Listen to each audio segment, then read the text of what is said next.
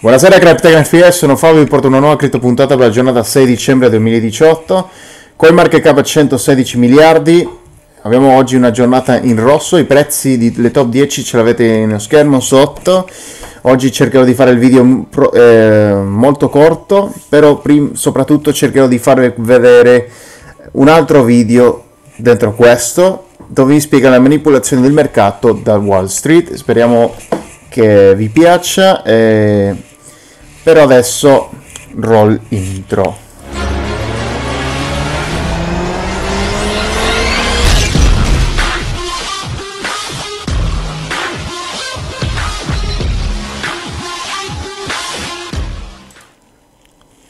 Benissimo, bentornati signore e signori, proseguiamo con il video. Ci sono i sottotitoli in italiano. On September 12th, Jamie Dimon says Bitcoin is a fraud. He says he'll fire any one of his traders buying Bitcoin. Bitcoin drops 24%. When Jamie Dimon speaks, people listen. People listen. So that weekend, we found out that the largest buyer of a Bitcoin fund that's in Europe that buys physical Bitcoin, right?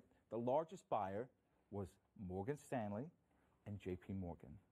And that's not illegal. He says it's a fraud. It says he'll fire anyone that buys it. Yes. And at the same time, his company is buying it. His company is buying it.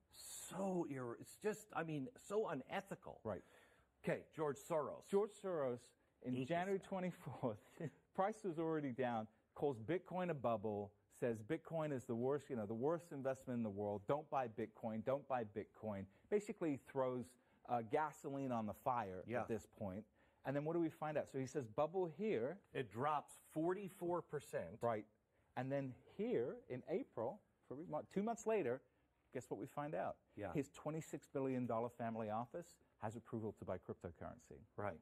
And we only knew about it publicly here. And this is the kind of thing that George Soros is famous for this, talking the sterling down. Yeah. And what did he do?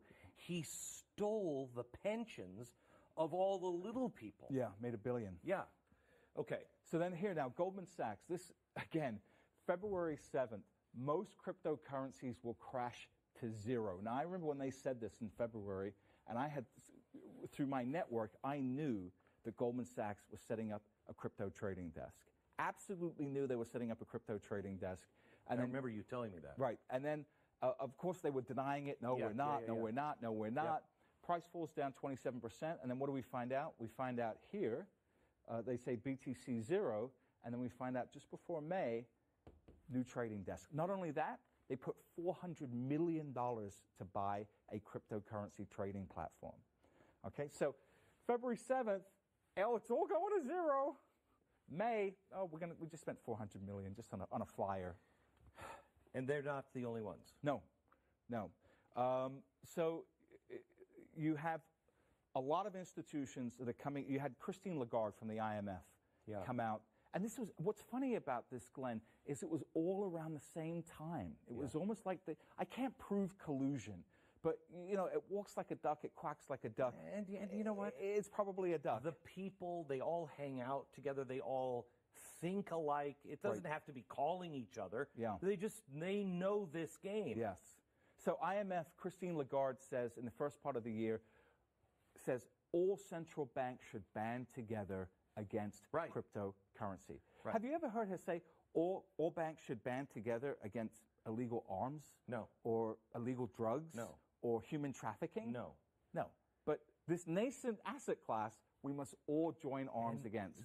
What this did was play into people's heads that these guys are never going to let Bitcoin survive. Right. And so people thought, this is over. Selling. Yeah.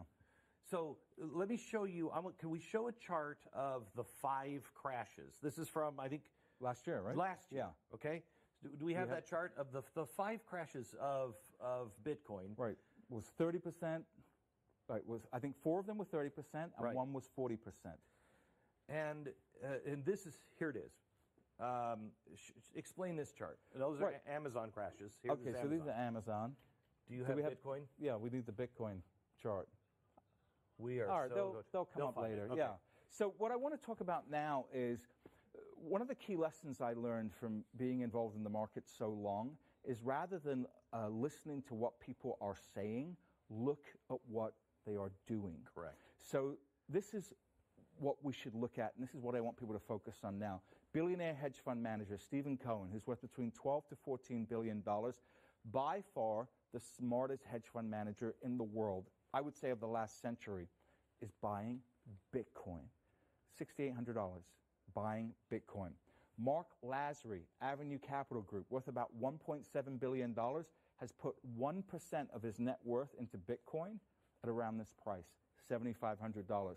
Andreessen Horowitz, Mark Andreessen. That's right, Mark Andreessen, an early investor in Airbnb, Skype, Facebook, just launched and Coinbase just launched a $300 million fund.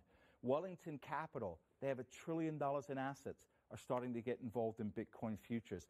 Susquehanna, the 12th largest trading firm by volume, they now have their own Bitcoin custody department, their own trading department, and they're trading Bitcoin and Ethereum. Goldman Sachs, this new CEO, David Solomon, the most pro-Bitcoin / cryptocurrency guy on Wall Street. The most pro Goldman Sachs. Goldman Sachs. He's the new CEO. He's coming into power shortly. BlackRock, this announcement just came out, the world's biggest asset manager. Now, last year, Larry Fink says, oh, you know what cryptocurrency and Bitcoin's good for? Money laundering and drug dealers. Right? So again, if you look at what he's saying, you're going to sell your Bitcoin, right? You're going to say, oh, this is all BS. But guess what is happening now? They're going to launch an ETF. They're looking at an exchange-traded fund that will allow anybody with a brokerage firm to make it as easy as hitting a buy button to go out and buy Bitcoin. So you've got to look at this preponderance of evidence, right? All these people are already wealthy. All these people care about their reputation. If Bitcoin is such a trashy asset, why are all these people getting involved? Bene signori, questo è un video che ho trovato ovviamente su internet. Vi ringrazio al canale Moving Timelapse per la contribuzione di questo. Ovviamente quello che pensare è un po' difficile, quindi ovviamente vi ho lasciato tutto il video. Chiedo scusa per il tempo in più che vi sto consumando, che sto prendendo da voi, però era necessario farvi vedere questo, anche se non so se siete riusciti a capirlo con quali sottotitoli, però comunque penso che è molto chiaro quello che sta succedendo. Queste entità, queste istituzioni, questi portavoci che parlano negativamente in pubblico fanno tutto quello contrario sotto il tavolo. Quindi sappiamo benissimo che è una manipolazione di mercato. Sicuramente staranno comprando in poche quantità, però ovviamente non vogliono che noi sappiamo questo. Questo è un gioco per loro e noi non sappiamo delle informazioni che loro ottengono.